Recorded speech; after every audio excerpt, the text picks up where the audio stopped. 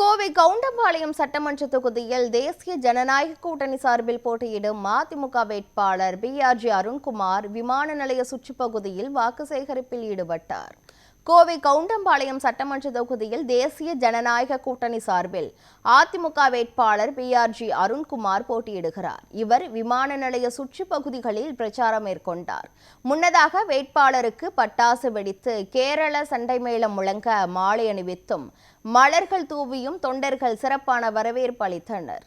அப்போது பொதுமக்களிடம் பேசிய பிஆர்ஜி அருண்குமார் அதிமுக தேர்தல் வாக்குறுதிகளை எடுத்து கூறி மக்களிடம் வாக்கு சேகரித்தார். கடந்த 5 ஆண்டுகால திமுக ஆட்சியில் திமுக அளித்த எந்த வாக்குறுதிகளையும் நிறைவேற்றவில்லை என்று அவர் குற்றம் சாட்டினார்.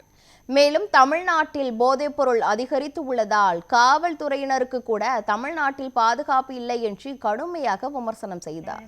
பொதுச் செயலாளர் அளித்திருக்கின்ற அத்துணை வாக்குறுதிகளையும் இந்த பகுதிக்கு கொண்டு வருவதற்கு உறுதுணையாக